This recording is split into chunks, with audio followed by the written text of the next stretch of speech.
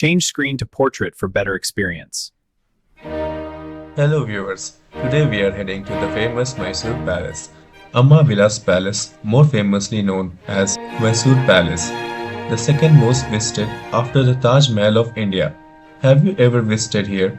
What is its connection with Durga Puja? How does it have one of the most beautiful and the longest wall painted corridor? Tall design pillars? Why is it one of the most visited location? Could it be because this palace construction is not limited to one but relatable to multiple cultures? And the best part is everything inside this palace is well made with artistic beauty, designs, carving, doors, and everything else. You can't resist to stand and admire them. Do you know, there is a very interesting story about this palace renovation. Even the ruler were aided by the Britishers to get reinstalled. The surprising fact here is that the palace was renovated by using multicultural art and architecture. Welcome to our channel. Here we discovered must-visit travel sites, spots and more to explore India's greatest historical landmarks and travel destinations, mythological as well as historical.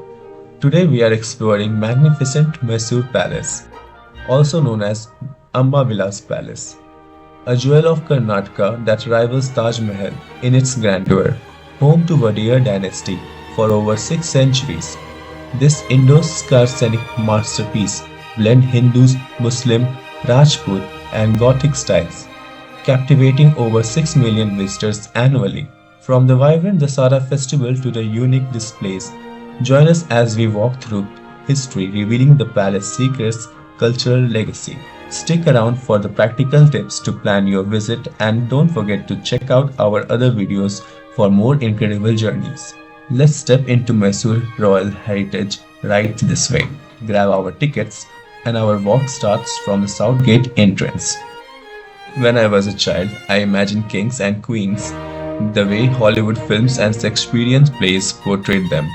Figures draped in velvet, expensive figures, designed with classy-looking courtrooms, dwelling in castles with towers and piercing clouds. Ballroom glitters with chandeliers, the walls heavy with the stories of conquest and love. In my mind, I have had never expected in Indian kingly culture. Much of the history has already lost by the time, wars, annexations and plunders.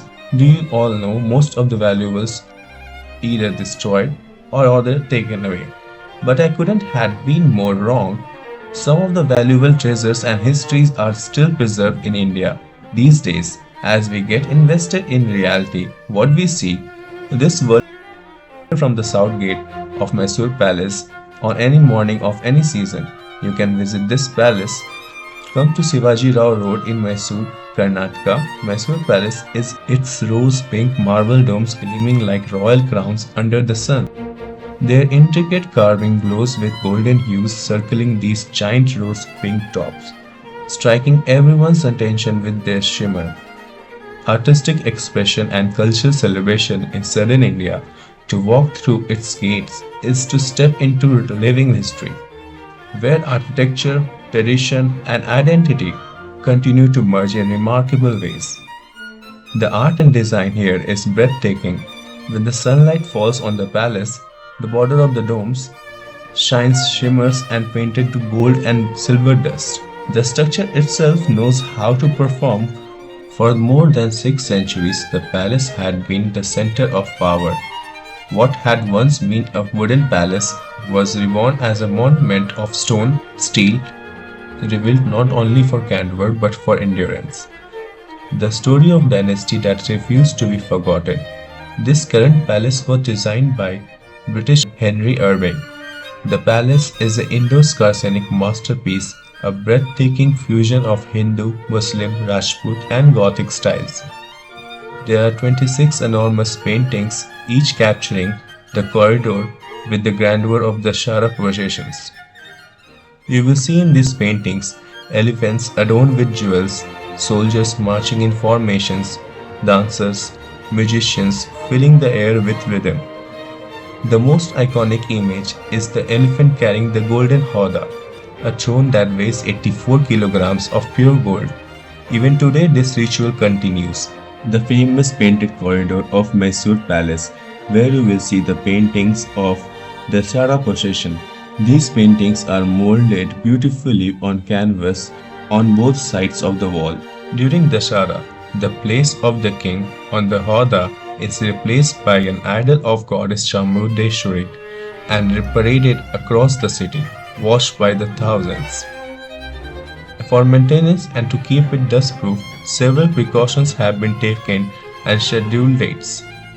As one of them, every visitor must take off their footwear before getting inside while they tour. This is a simple act of cleanliness but also for respect of history, culture and divine energy. As you start entering inside, you won't believe that this looks like a museum in here. As you step past the main corridors of Mysore Palace, you enter a space that surprisingly reveals a different side of royal life, the wrestling courtyard, also known as the Kushti Angla. The Wadiyar kings were passionate patrons of traditional wrestling and entertainment, encouraged a special class of wrestlers known as JTs to train and compete here. These men practice a traditional fighting style called Vajra Musti, where fighters sometimes wore knuckle weapons and battled fiercely before crowds. On the upper level, stained glass windows allowed royal spectators, including queens and nobles, to observe athletes in action. The iconic bronze tiger statues that stands near the entrance and the corners of Mysore Palace. These striking sculptures were created in 1909 by British sculptor Robert William Colton, a respected artist associated with Royal Academy of Arts in London. There are 8 larger-than-life-size bronze tigers placed on the stone pedestals around the palace grounds. 2 additional bronze tiger statues are found inside the palace near the marriage pavilion, Kalyana Mantapa. Located towards south of the palace central courtyard, the Kalyana Mantapa is designed in an octagonal plan, a layout that creates a strong sense of symmetry and a feeling of grand spatial openness. This design was intentionally chosen to reflect balance and celebration. And often referred as Royal Marriage Hall, this is one of the spectacular interior spaces within the palace complex. It stands out for its architectural brilliance, refined artistic detailing, and its importance in royal ceremonial life, royal weddings, and important ceremonial functions held here. These pillars not only support massive stained glass dome, but also introduce rhythmic structural flow, giving their space an elegant and well-balanced appearance. The hall was crafted using materials imported from Europe. One of its most striking features is stained glass ceiling, which allows natural light to filter into the space, creating a vivid play of colors across the hall. The flooring continues this artistic theme with elaborate peacock mosaic designs created using glazed tiles brought from England. The peacock, a symbol of royalty and grace, adds to the both cultural meaning and the visual richness to the hall. Supporting the roof are the slender yet sturdy cast iron pillars manufactured in Glasgow, Scotland. Wadiyar's royal family portraits. Court portraiture tradition. The royal family portraits belong largely to the tradition of court portraiture, a style meant to immortalize rulers rather than merely resemble them. These are predominantly oil paintings on canvas executed with careful attention to realism, posture, and symbolism. The Maharajas and Queens and their families are shown in frontal and three-quarter poses, seated or standing, with absolute composure. Their expressions are calm, controlled, and dignified, reflecting the ideal image of a ruler: disciplined, thoughtful, authoritative.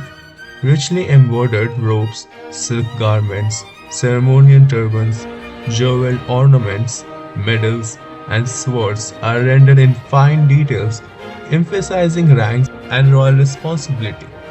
Royal invitation boxes made of wood and silver. The silver and the wooden body of caskets were finished with a deep mirror-like shine, reflecting the skill of woodworkers who treated even the functional objects as works of art. Over this wooden base, thin sheets of silver are carefully mounted and engraved, forming elaborate design that include royal designs and insignias, floral borders, geometric patterns, and auspicious symbols associated with prosperity, protection, and divine blessings. In those times, the opening of caskets will reveal a carefully designed interior that once held an handwritten scroll invitation prepared for royal weddings, coronations, and grand festivals. These invitations were often calligraphed and sometimes perfumed, turning the act of receiving an invitation into a ceremonial experience itself. There's a collection of gifts made of marble present in the cases of when you visit there and start your tour in the palace, a historical cultural landmark. The Gombe Thotti, the first major space encountered by visitors inside the Mysore Palace, most commonly known as Dolls Pavilion. This gallery is far more than a display of toys.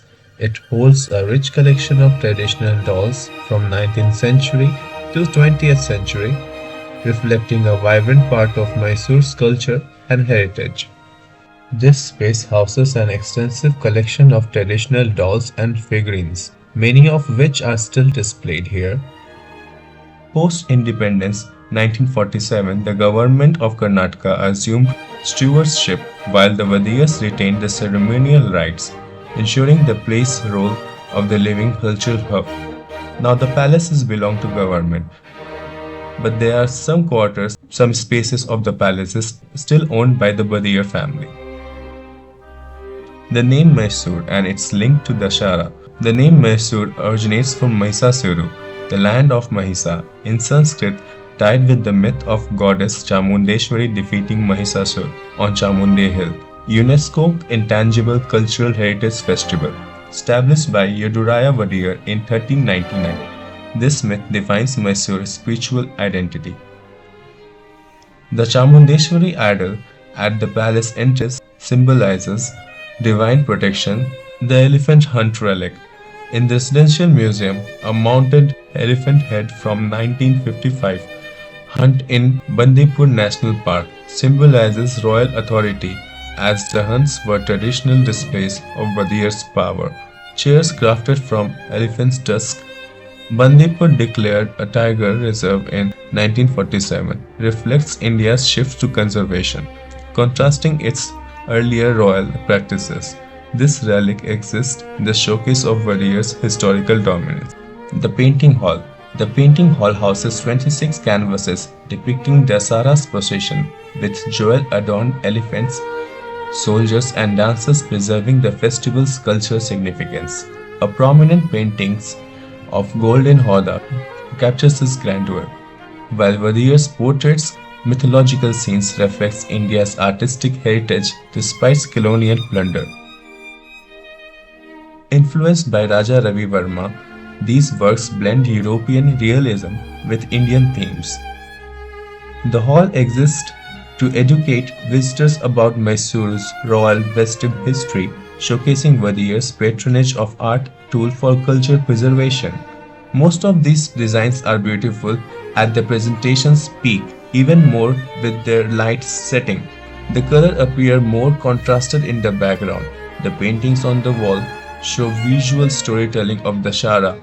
Fierce design evoke dynasty's resilience against colonial challenges, reinforcing Mysore's proud heritage. The famous Elephant Gate.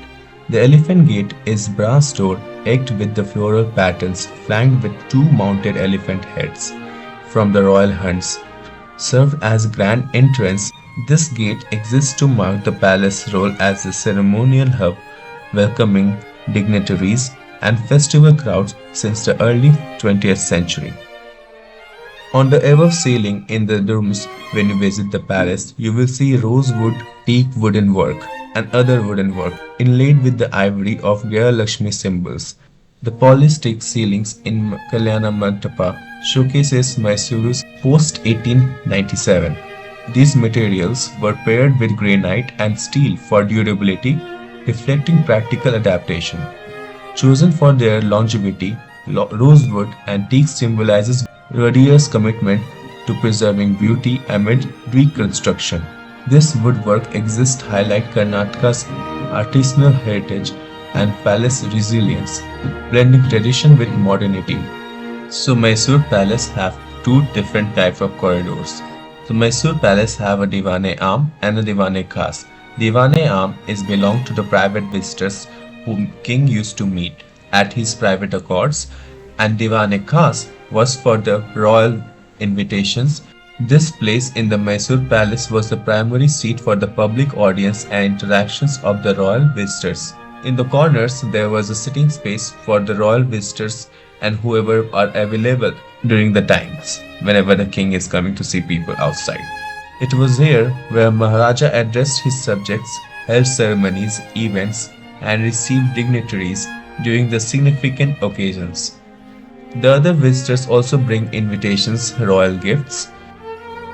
Diwan-e-Khas was the private audience hall where Maharaja met selective dignitaries on his private accords, ministers and foreign visitors.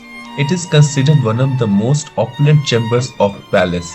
The ceilings are gilded with gold Belgian crystal chandeliers hanged on the ceiling, and they are covered around with the rosewood doors inlaid with ivory opens to the hall. The floor is striking mosaic to traditional design. Every corner executes refinement, reminding visitors of grandeur of Wadiyar court. For many, this is the most enchanting part of the palace interior.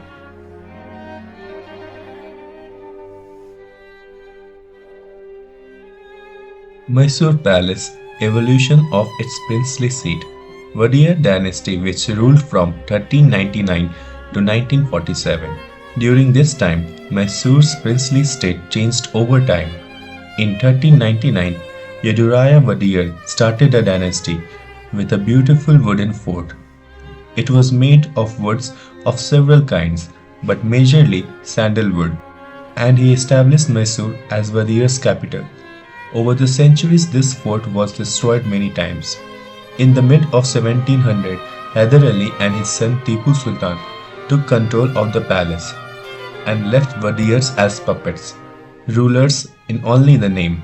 In 1793, they changed the wooden palace to create Nazarbad, a planned city. He moved the capital of Srirangapatna to strengthen his fight against British. Tipu Sultan reign introduced modern ideas like rocket weapons. By removing the palace, he wanted to weaken the Wadiyars and build his own vision of a strong modern state. On May 4, 1799, the Fourth Anglo-Mysore War, British troops by Arthur Weasley defeated Tipu Sultan at Srirangapatna, where Tipu Sultan died after fighting. The British placed 5-year-old Krishna Raja Wadiyar III on the throne. By 1803, a wooden palace of Hindu style was built to restore Wadiyar's power. On February 26, 1897, a fire broke out during the Princess Jaya Lakshmanini weddings, burned the wooden palace to the ground. The Queen of the Regent hired the British architect Henry Irving to design a fireproof palace. The work was finished in 1912 at a cost of 41,47,913 rupees, which is about $30 million today. On the Shivaji Rao Road itself, you will find the Mysore Palace. Be aware of the timing and the date you are visiting. That's the story of Mysore Palace, a living testament of Mysore resilience, artistry, and cultural pride. From its rose-pink domes to the golden Hoda of the Shara, this landmark weaves together centuries of history and tradition. Plan your visit between October and March to experience its magic, and let us know your thoughts in comments below. If you love this journey, hit the like button, subscribe and check out the other videos on this channel. Thank you for watching the video. We'll see you in the next adventure.